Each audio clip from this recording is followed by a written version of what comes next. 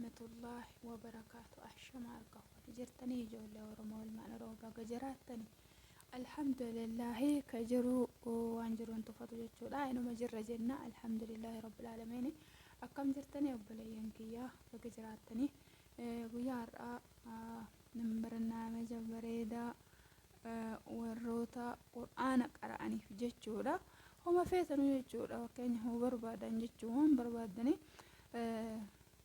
baay'ee immoo warra quraana qara'aniif bilbila ofiitirraa bilbila tokkicharraa laaltanii akkami qaraatan obboleeyyan kiyya obboleeyyanii shamarranii hundumti keessanuu iyyuu quraana juwaala keessanirraa akkamitti laaltanii qaraatanii juwaaluma keessanirraa sagalee qabaa juwaaluma keessanirraa quraana bantanii dubbifataa jechuudha. Kanaafuu obboleeyyan tiyya akkuma argaa jirtanii quraanni shaashaa kiyyarra quraanni jiru quraana gosa kanaati jechuudha. Keessan immoo kama ta'e jechuudha quraanni baay'eetu jira. Quraana gosa kanaati jechuudha. Kiyyaan amma isa kana banee keessaa ba'a jechuudha. Amma isa baneeti keessaa ba'a jechuudha. Kanatti aansee waatsaappii keessa gala. Waatsaappii keessa gala jechuudha. Waatsaappii akkuma argaa jirtanii isa keessa gala. Isa keessa yeroo galeetiin jedhee sarara sadii karaa jalaa kana jirti karaa harka bitaatiin jechuudha. Sararri sadii garii juwaalaa immoo tuqaa gubbarraa saniin ba'a. Gariin juwaalaa asiin hin baafataa kiyyoo laakiin asiin hin baasu asiin baasa jechuudha. Kanaafuu tuqaa sadiin jala jirtu doota waatsaappii gara maqaa seef godhatanii isin hin dabarsine jalatti karaa harka mirgaatti sararri sadii jirti. Isii saniitti dhooftanii kun akkanatti isiniif haa jechuudha. Akkuma argaa jirtanii waatsaappii suura waatsaappii gubbarra jira jechuudha. Kunis immoo juwaalli kee akkatti baasa malee tuqaan ka baasu illee ni jira. Akkanatti tuqaan gubbaa kanatti dhufa. Tuqaa isa argachuu dandeettan juwaala keessaniin jechuudha. Kanaafuu waatsaappii kana dhoofne jechuudha. Yeroo isa dhoofne dhiifama waliin arabiirra waan jiruuf illee baay'ee dhiifama. Sarara dheeraa sarara xiqqaa gubbarraa kana dhiiftanii isa aanu kana jechuudha. Fittaa fi ardi taqasiim shaashayedha. Isa kana banattu jechuudha. Kunoo kana jechuudha. Isa kana dhooftu isiniif bana jechuudha. Juwaala keessan bakka lamatti baasee waan barbaadan garagaratti ilaalachuu dandeettan jedha. Fakkeenyaaf isa san dhawanne ammaaf kun nu dhufe jechuudha. Akkuma argaa jirru quraanni dura nu keessenne jechi inni baay'eetu dhufa. Isin garuu waan barbaadan ka barbaadan quraana barbaadan jechuudha keessaa filattu. Kanaafuu amma fi quraana walee irraa barra quraana dha jechuudha.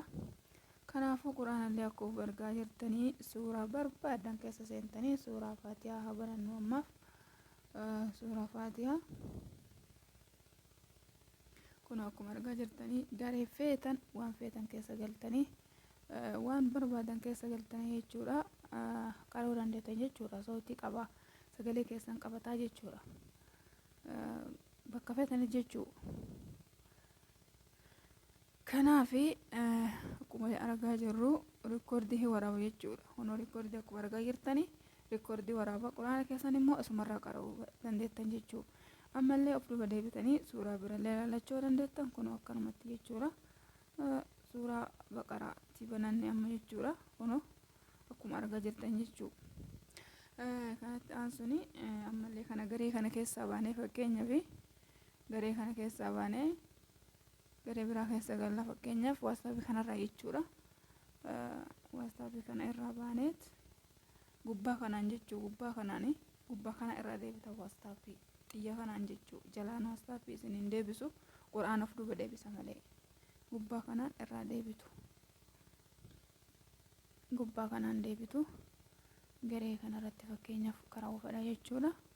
Kun akkuma argaa jirtanii akkuma argaa jirtanii kun ni waraaba jechuudha. Akka dandeettan suuta tartiiban akka barbaadanitti quraana keessa lallataa suuta qara'uu dandeettan jechuudha. Kun juwaaluma keessan irraa odoo waan tokko hin deemne malee juwaaluma keessan irraa ammallee sagalee arguu yoo hin barbaanne fakkeenyaaf sagalee juwaala kana keessaa quraana ka qara'u dhageeffata quraana keessanis tahfiizaaf isin gargaara jechuudha. Asumarraa laaltanii osoo gurta akka hin deemne quraanni keessan gara kaa'in adiyoo qara'a. Yeroo adiyoo kana yeroo rikoordii waraabne adiyoo isinii qara'a. Kanaafuu gizee sanitti gizee rikoordii waraabne adiyoo quraanni buufattanii application keessa gufuuttanii jiru isiniif qaraa isin immoo asii ilaaltanii ijaallaltanii tahfiizaaf isin fedhe jechuu sagalee erguu bichaa osoo hin taane. Kanaafuu kana ta'e obboleeyyan tiyyaa akka irraa fayyadamtan akka itti fayyadamtan abdiin qaba. Kana bichaa miti abdii qaba jechuudha akka irraa barattanii obboleeyyan tiyyaa inshaallah baay'ee isin fayyada jedhee yaada keessattuu warri quraana qara'uu barbaadan waan ofeetan immoo walaakin ammallee barbaadanii jechuudha. Fakkeenyaaf Facebook irrallee waan feetanii waan barbaadanii qabdanii garee feetanii waan feetarratti gadhiisuuf barbaadanii isin gargaara jechuudha. Isin gargaara isaalleef illee waan Facebook irra jiru fakkeenyaaf YouTube, Facebook, WhatsApp hin dhofna akkuma duraatti deebina. Akkuma duraatti deebina amma Facebook keessa galee asirra waraabbachuuf ni jechuudha sagalee asirraa fakkeenyaaf kana sagalee itti ulfuune asiin immoo tuyyuu rikoordii waraabnee gadhiisuu dandeenya jechuudha. Rikoordii waraabnee gadhiisuu dandeenya. Jazaakumullahu khairan akka irraa fayyadamtan kun amma sagalee asiin ol fuudhe waan immoo amma asirratti jawwaala kanarratti shaasha waraabaa jiruuf ammaaf gadi naan dhiisu waan ta'eef malee yeroo shaasha waraabaa hin jirre nagaa isinii gadhiisa. Kanaafuu akka itti fayyadamtan akka irraa fayyadamtan abdii guddaan qaba. Assalaamu alaykum wa rahmatullahi wa barakaatuh.